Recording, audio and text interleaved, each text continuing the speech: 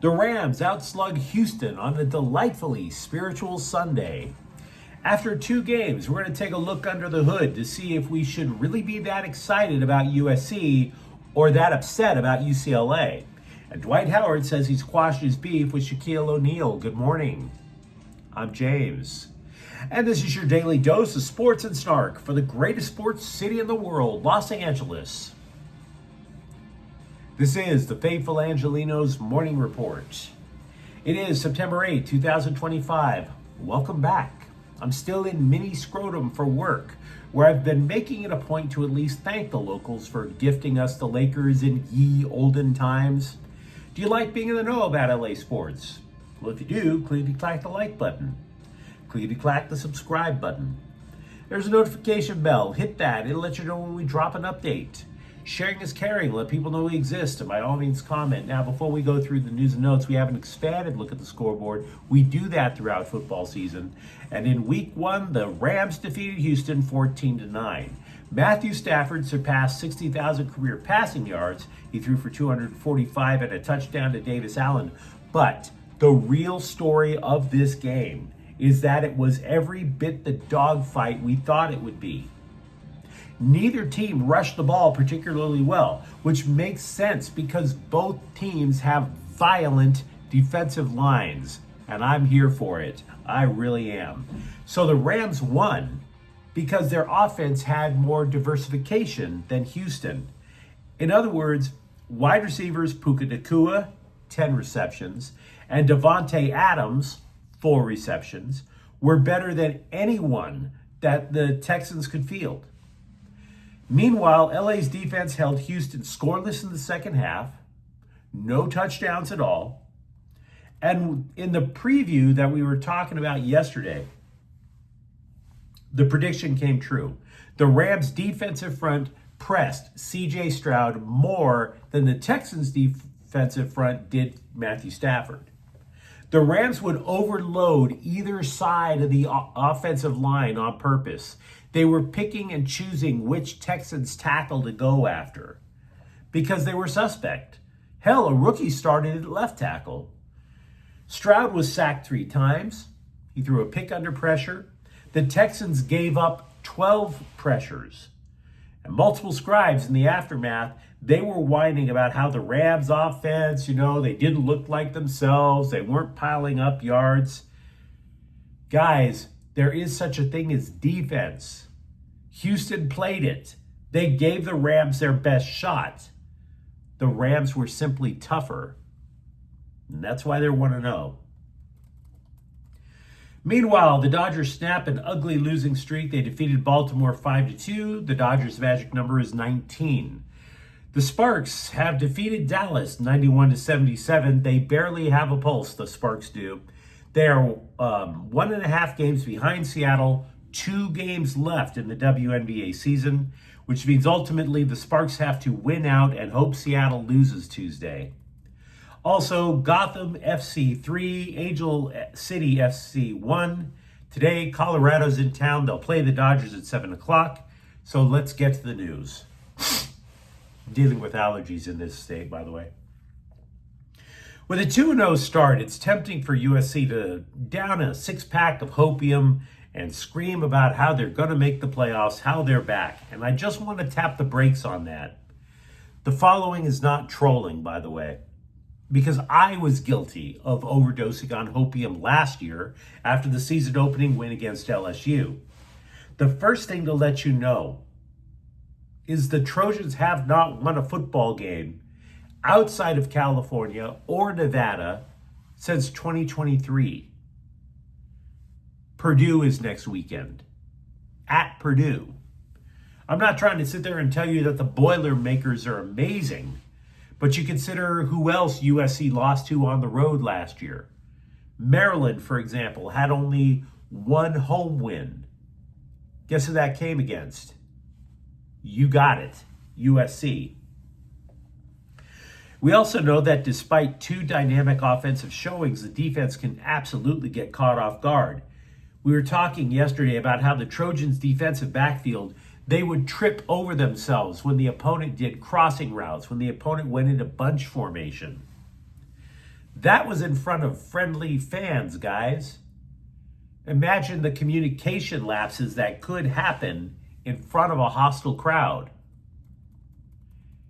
Meanwhile, I would say that's bad, and it is, but it is possible the revamped USC defensive front could help them out. Last year's Trojans recorded only 21 sacks all year.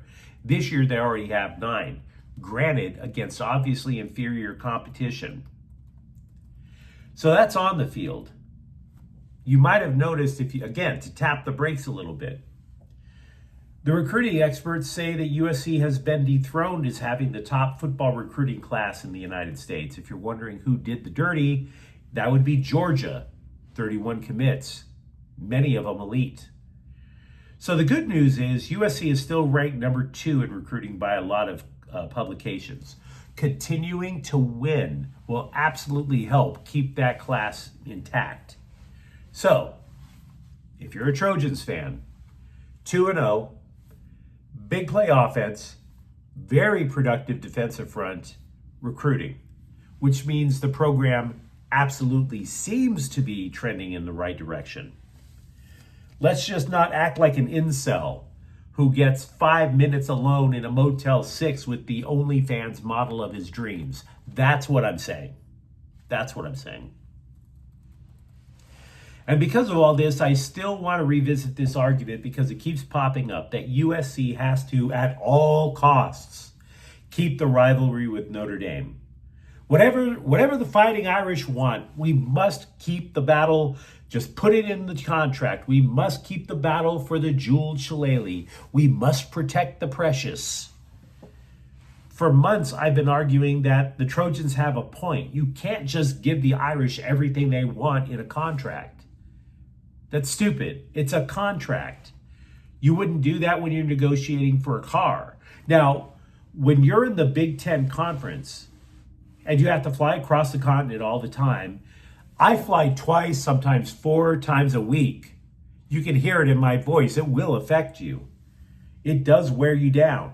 Imagine playing at Notre Dame, sandwiched between 2 cross-country road games. That's not going to be 3 guaranteed wins, guys. Not even close. I don't care how good the recruiting gets. So, could they schedule the game with Notre Dame toward the beginning of the season? Nope. Notre Dame doesn't want that. Because if the Irish lose, that tends to be one of the 2 tough games on their schedule. They would have no chance to get into the college football playoffs. So everything's got to be on Notre Dame's terms. Right? Oh, yeah. Let's just gift the Trojans' biggest rival everything on a silver freaking platter. So why do I bring that up again? Because I keep harping on that point. It's because at this point in the season, Notre Dame lost their season opener to Miami. It's likely that the 2 toughest teams that the Irish will have for the rest of the year are Navy, big whoop, and wait for it, USC. Everything else shouldn't be a problem for the Irish at all. Not that strong of a schedule. So why should USC have to go through a gauntlet of murderers and Notre Dame just basically has to go through nobody? Why does everything have to be on their terms? Lots of USC news to talk about. Feel free to let me know what you think. Hey, a UCLA quarterback knows what the inside of a jail cell looks like. All right. By the way, not that quarterback, just to be clear. Backup Pierce Clarkson was arrested on an unspecified felony Friday. This was before the team moseyed up to Las Vegas to lose. UCLA has suspended Clarkson indefinitely. And by the way, even if the dude is totally innocent, it's the right call. You're a quarterback. You're supposed to be a leader of men. You're not supposed to have anything to do with the cops unless it's posing for a picture with them in front of a waving American flag. And by the way, what the hell is an unspecified felony? You get a traffic ticket, everybody knows about it. This guy, oh, it's an unspecified felony. And by the way, I really want to know what a guy named Piers Clarkson is capable of doing, allegedly. Some names you associate with felonies. Piers Clarkson, you do not. You assume a guy named Piers Clarkson is outside of a Brooks Brothers, shopping for suits with his girlfriend Buffy while she holds a little teacup-sized poodle, right? Some names you associate with felonies. I'm not trying to go political here, right? But the so-called Maryland dad that he keeps fighting deportation, he's fighting a losing battle, not because it's against Trump, but because his name is Kilmar. Suddenly we find out a guy with the name Kilmar has dozens of felony charges. No kidding. Kilmar. A guy named Kilmar should be born in a jail. A guy named Piers Clarkson should never be in handcuffs.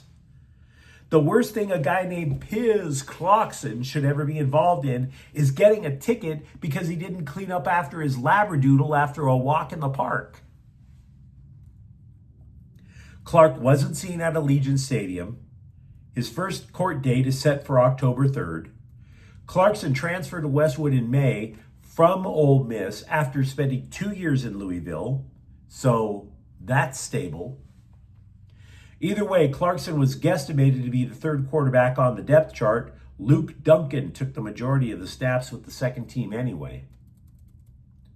And by the way, as if your quarterback, even a reserve quarterback, getting arrested isn't a sign of a lack of discipline at UCLA. Another indicator is that the Bruins were ill-prepared in Vegas. They committed 14 penalties. 14. The most they've ever been flagged since 2014. Now, I don't want to belabor the point about UCLA starting 0-2. I'm not going to claim that second half rally was this sea change for the team's fortunes. And you don't have to come to this channel to know that Deshaun Foster is already on the hot seat. The interweb is already compiling a list of candidates. Pundits are claiming Foster's in over his head. What I want to do is give you a potential window as to how bad this season really could go for the Bruins. I do believe they'll beat New Mexico. I can't even believe those words have to come out of my mouth. That should be an automatic. But what makes the most important game of the year then is the one that comes up after New Mexico, Northwestern, on the 27th. Because if you lose to a bad Wildcats football team, you are 1-3, and that is the deadline for players to redshirt the rest of the year if they want to transfer.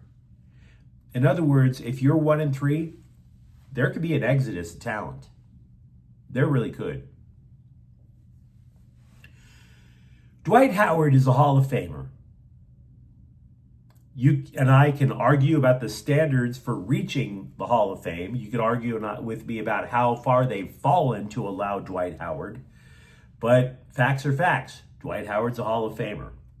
And as a result, the dude is feeling pretty doggone magnanimous, which is very much unlike Dwight Howard because he spent much of his career with a fake smile on his face while simultaneously being a team cancer. You might recall while he was in Orlando, he threw Coach Stan Van Gundy under the bus, which is a polite way of saying he's a coach killer. Then came all the pouting, all the drama while he was with the Lakers. The Lakers were like, all we got to do is get him to LA. He'll love being in LA. Nope. Nothing but a pouting little drama queen. There's a reason Kobe called the guy soft. And then Howard had a feud with Shaquille O'Neal that has lasted for decades, which, by the way, totally childish. A lot of it had to do with who is the real Superman, right? So Howard now is on a podcast that I'm not listening to and said, quote, I don't think none of it was for the cameras. The beef, I mean, I guess it was real as far as him disliking what I was doing and me disliking him, hating on me or whatever you want to call it, but you got to let bygones be bygones. My time in the NBA is over with, you know? We got the same jacket. We're in the Hall of Fame. So we just have to respect each other, you know? All in all, I respect him, and I'm glad we had an opportunity to talk, unquote. Fine. Glad it's over with.